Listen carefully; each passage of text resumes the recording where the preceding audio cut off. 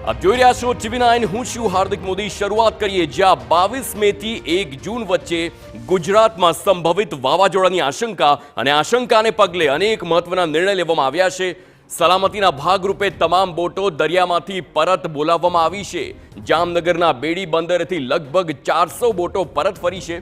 રાજ્યના તમામ બંદરો પરથી માછીમારીની બોટો પરત બોલાવાઈ છે। તો માછીમારી પર અસ્થાયી પ્રતિબંધ લગાવવામાં આવ્યો છે। નવા ટોકન ઇસ્યુ પર પણ રોક લગાવવામાં આવી।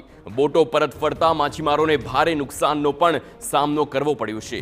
રાજ્યના બંદરો પરથી માછીમારી અને કિનારા પર પરત આવ્યા છે અને જે પ્રમાણેનું જે એલર્ટ આપવામાં આવ્યું છે તેના આધારે આ નિર્ણય લેવામાં આવ્યો। સંવાદદાતા દિવ્યેશ વાડા ફોનલાઈન પર છે। દિવ્યેશ, આખા ગુજરાતમાંથી તમામ માછીમારોને પરત બોલાવવામાં આવ્યા છે, પરંતુ ખાસ કરીને રાજકોટની કે જામનગરની વાત કરવામાં આવે, કેટલી બોટો હતી જે દરિયામાં હતી ને હાલ પરત બોલાવવામાં આવી છે? જી, દર વખતે ચોમાસું જે શરૂ થાય ત્યારે જ માછીમારોને પરત બોલાવી લેવામાં આવતા હોય છે ને માછીમારી ઉપર પ્રતિબંધ મૂકવામાં આવતો હોય છે। પરંતુ આ વખતે હવામાન વિભાગની આગાહીના પગલે 22 મે થી 1 જૂન સુધી જે વરસાદ અને ભારે વરસાદ અને વાવાઝોડાની જે આગાહી કરવામાં આવી છે તેને લઈને હાલ માછીમારી પર પ્રતિબંધ મૂકવામાં આવ્યો છે। જે દરિયામાં ગયેલી બોટો છે તે તમામને પરત બોલાવી લેવામાં આવી છે। જામનગરની વાત કરવામાં આવે તો જામનગરની બેડી બંદર પરથી 400 જેટલી જે બોટ છે તે પરત કિનારા ઉપર આવી પહોંચી છે।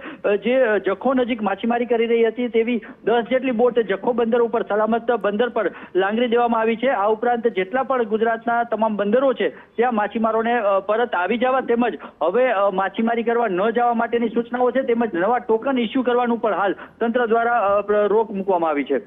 આભાર દિવ્યેશ સમગ્ર માહિતી બદલ। તો જામનગરમાં બેડી બંદર અને ત્યાંથી જે તમામ બોટો હતી તેને પરત બોલાવવાનો નિર્ણય લેવામાં આવ્યો છે અને સાથે જ હવે નવા ટોકન પણ અસ્થાયી સમય સુધીને બંધ કરવામાં આવ્યા છે। મહત્વની વાત, કારણ કે સંભવિત વાવાઝોડાનો ખતરો અને તેમાં કોઈ જાનમાલને નુકસાન ન થાય, કોઈ જાનહાનિ ન થાય તેના માટે થઈને આ નિર્ણય લેવામાં આવ્યો છે।